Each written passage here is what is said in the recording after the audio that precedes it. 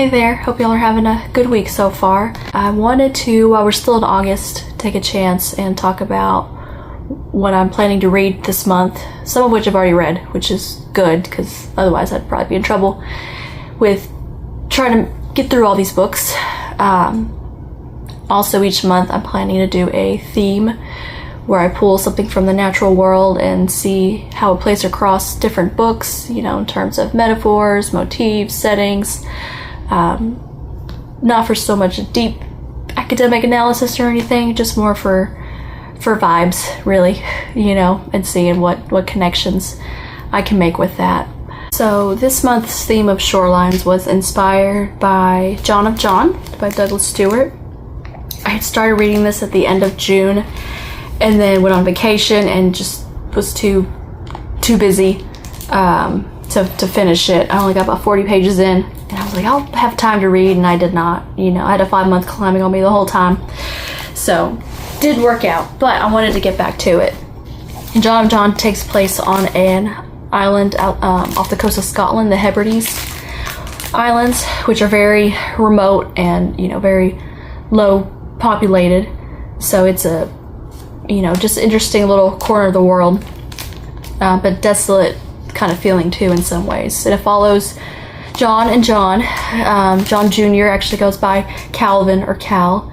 And from what I know so far, he is a college student who finally got to kind of, you know, get a taste of freedom. You find out very early on, or even in the jacket, I think, that he's a gay man and was really stifled where he grew up. And so finally kind of gets his freedom to be himself, and then he's called back by his father, who's very, very strict, very religious man, to come and help take care of his grandmother. And so from where I am, Cal has returned back home. We've met Ennis, who is a friend of his dad's, and I know he's a major character in this book. So I know we're in for a time with lots of, you know, secrets and family drama, and I think also a really interesting setting. And so I'm looking forward to reading more of this. It has been long listed for the Booker Prize, and it's one of the few I'm really interested in reading. And so that's the goal. I've already tried once. I'm going to get it done, by golly, by the end of the month. Alright, the next few I have managed to read already.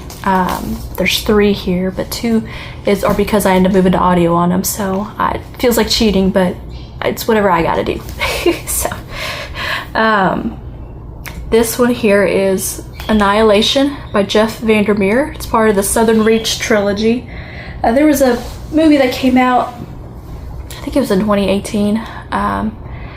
I'm way too much of a chicken to watch horror movies, and so I remember the ads and I was like, nope, I'm not watching that. The plot of this novel actually deviates quite a bit, even though the movie's inspired and is called by the same name. But it does follow this group, a biologist, a psychologist, an anthropologist, and a surveyor who's a military veteran. And they are sent on an expedition into what's called Area X, which is this kind of, it's based on like kind of the Florida coastal marshland area, where there's just a lot of strange things happening in the natural world there. And previous expeditions have either kind of gone mad or disappeared or died or came back and got sick and died. So they know there's something strange here, you know, and there's like a tower they discover. They're not sure what exactly it's built by, and just strange things happening to the, you know, living beings there. And so it's a nice little sliver of, you know, like sci-fi horror. So I'll go into more detail of it when I wrap up this month, but Annihilation is done. I can take that one off. And then I also read The Seas by Samantha Hunt. This one I just kind of happened to find while combing through the library catalog. It's a little bit older. I think it's one of the older books I got here. It was written in 2004. So yeah, it's a little over 20 years old. And it is about a teenage, I think she's about 19 or 20, girl living in like far edge of New England. She says the highway only goes south from here, so she just is right on the edge in this beach town that's very desolate little corner. She says it's, you know, it's been studied because it has the highest rate of alcohol consumption per person in the entire country, if that tells you anything. And it's just kind of her being in love with this Iraqi vet who's, you know, quite a bit older than her, and their relationship, and it's, you know, it's confusing, and I'm not sure if it's a little bit magical realism or just her kind of having a breakdown, but she kind of becomes convinced that she is somehow a mermaid and belongs in the water. And that's all I'm going to say, because there's just some interesting things that happen in this little book. So that's The Seas. Next one that I have read on audio, but hey, it is Wild Dark Shore by Charlotte McConaughey. I had read one of her other books, Migrations, it was a couple of years ago, and you could tell they were by the same author. You know, there's kind of a climate-themed melodrama is kind of how I'd put it. You know, this one I was looking it up afterwards and learned there's a genre called eco-gothic or climate gothic fiction, and this definitely fit the bill. Wild Dark Shore takes place on an island that is inspired by Macquarie Island off the coast of Australia. I was not familiar with that place. When I was reading this first, it reminded me of, I think it's the Falkland Islands. But basically those little islands that are kind of not too far from Antarctica, you know, where you could see penguins and seals and usually some very tempestuous weather. And it follows this family. It's a dad and his 3 kids, and they are the last guards basically of this seed vault, and which are kind of around the world, but they're dwindling down. You know, it's this general atmosphere of, you know, climate catastrophe happening. And so they are isolated on this island until a woman washes up on shore from where her boat wrecked. And there's lots of twists and turns and many twists that go from there. So that's all I'm gonna say about Wild Dark Shore. But this one I've seen pop up a lot. It's been pretty buzzy for the last year since it came out, and it's done. So now we'll move to the books I have not read yet in print, but am hoping I will manage to get to. I am halfway through Flashlight by Susan Choi. So the shoreline in this book turns up right at the beginning, and it's in the description, so it's not a spoiler to say that you follow Louisa, this 10-year-old girl, and her father Cirque as they are walking along the beach in Japan, and for, you know, unknown reasons, I think probably until later maybe, Louisa ends up being found on the beach, almost drowned, and her father's nowhere to be found, and he's presumed dead from there on. The timeline of the novel is interesting because it jumps from that into Cirque's childhood, from what I've seen so far. It also follows her mother, Anne, from her like young adulthood, and she and Cirque meeting and their story. Now I've gotten to the point where it kind of recounts that night again, and now it's stretching forward. In fact, I'm halfway through, and now Louise has gone from being 10 to being in college now. So there's pretty significant time jumps. But again, it's another family drama novel. It's got a lot of heavy themes. Characters are all pretty, how would you say, pretty prickly, you know, and challenging to like sometimes, but I do think it is empathetic towards them. And there are some very personal connections with this book that I may go into later on, but it has me very invested in seeing where it goes. And so that's the, for me, big one I'm trying to do right now. So between this and John and John, I really need to get moving. All right, next few are not quite as big. This one is To the Lighthouse by Virginia Woolf. I don't think I've read anything by Virginia Woolf. I have tried and just couldn't be in the right mood yet. I think I've tried Mrs. Dalloway before, maybe Orlando. I just know there's death, and there's them always trying to get to the lighthouse and enjoy it, and that's about all I know. Lots of family drama. So family dramas at beach vacation homes is what I am seeing. So we'll give that a shot if I get time. And then the next 2 books I have are nonfiction books. They're more nature writing focused. This one is by Rachel Carson. She's the one who wrote Silent Spring. It's called The Edge of the Sea. So I noticed she actually wrote a lot of books. You don't ever really hear about Silent Spring, but she wrote quite a few books. And this one is kind of it's very nature writing focused, but it has a lot of illustrations, and it talks about the shoreline as like its own specific ecosystem, and kind of her catalog of all the critters that she's seen there. So like there's a little crab, you know, I love the illustrations. I think this will be a nice relaxing read. Like there's that, look at that. So that is The Edge of the Sea by Rachel Carson. That'll probably be a good palate cleanser after getting through these heavier novels. And then the last book I have in print is The Narrow Edge, and it's a tiny bird, an ancient crab, and an epic journey. And the specific bird species for this is red knots, which are a type of sandpiper. So they are a species of shorebirds that rely on these coastal habitats. And so I don't know too much about it, but I always love a good bird book, so I'm hoping to get through this one. I think a good chunk of it is like more research, and so really it's only about 220 pages, so I think it's doable. I had to pause where I was filming the other day because it just started becoming night, so it got way too dark. So, but I wanted to come back and finish out my TBR list and go over the audiobooks that I've mostly read at this point, but plan to read through the month of August. And so on Libby, in addition to doing Annihilation there and Wild Dark Shore, I also had a hold come up for My Friends by Frederick Bachman. So that was more of a spontaneous one, came right at the end of July into August. So I have read that. My Friends follows really two major characters. There's 17-year-old Louisa, who's a foster kid. She's just about to age out of foster care, and she meets the companion of the artist who painted her favorite work of art in the world, which is called The One by the Sea.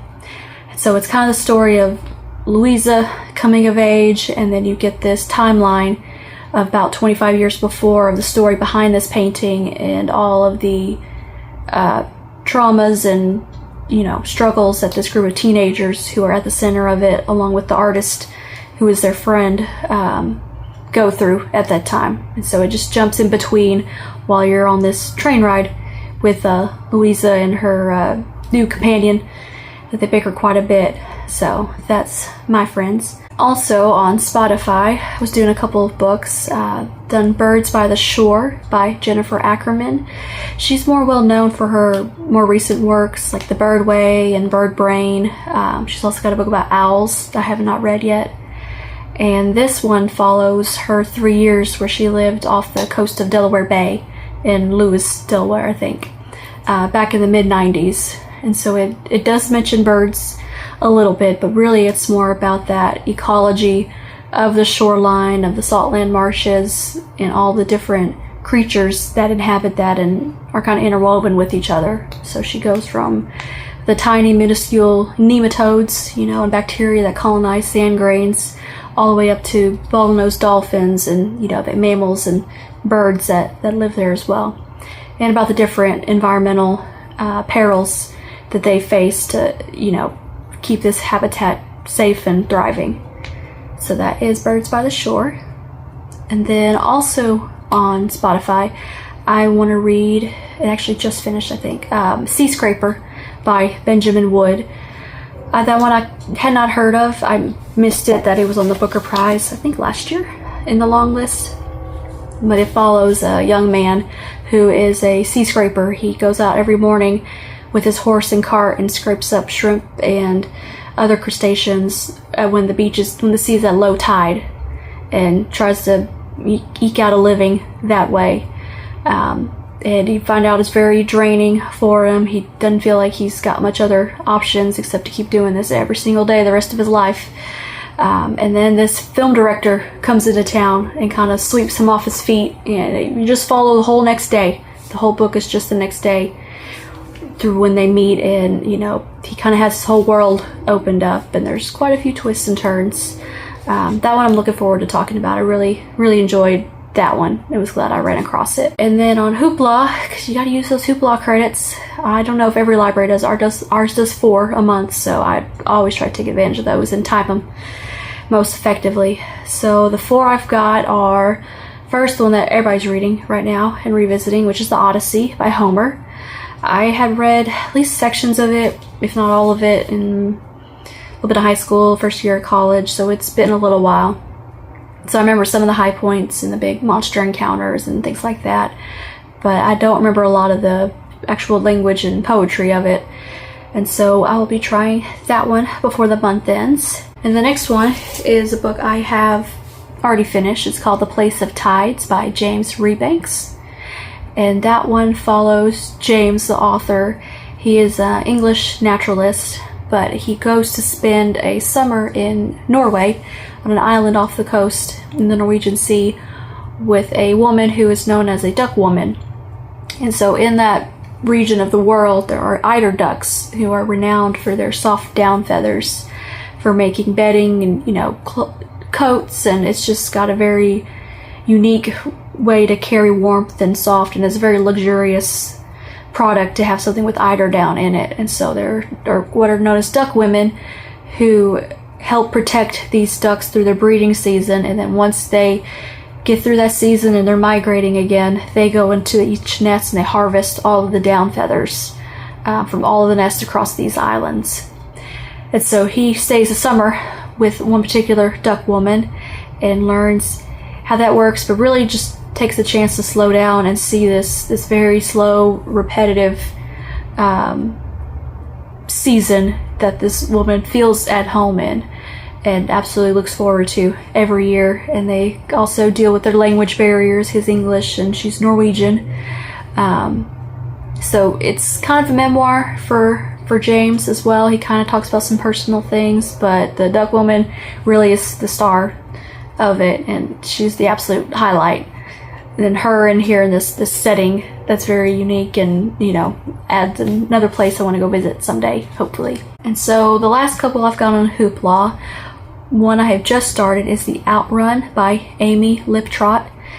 It is a memoir of her young adulthood, struggles with alcoholism and other traumas that she has to deal with, and she ends up going back to her home on the Orkney Islands off the coast of Scotland and spends some time there just to recover from everything that she's been through, and swim in the sea, observe the natural landscape, and just disconnect from all the chaos that she had been tied into. But I enjoy memoirs, and so I'm looking forward to reading this one and seeing her journey. And then the last one I wanted to discuss was One Leg on Earth by Pemi Aguda. This is set in Lagos, Nigeria. There's a young woman who has moved to the city. She's trying to take on a new job. She moves into this new, very modern housing development in the city. And right around all that time, as she's trying to settle in, she's hearing these news stories about women who are pregnant in Lagos who are being found having drowned themselves. It appears intentionally, and it starts to become this pattern, almost like an epidemic that's happening in the city. And so she's hearing all this, and from what I read the description, so it's not a spoiler, she discovers that through other circumstances she's pregnant. And so all that kind of falls together into what I've heard is pretty unsettling story. Talks a lot about motherhood. I'm a little intimidated by this one because I am a new mom. So I'm not sure if it's going to be a good idea to read it or not. I think that's why I procrastinated towards the end, and I'll go slow. It sounds interesting, but if it's really too much, then I will hold off on it for another time. So that'll probably be the last book I read for the month. I'm kind of bracing for it already.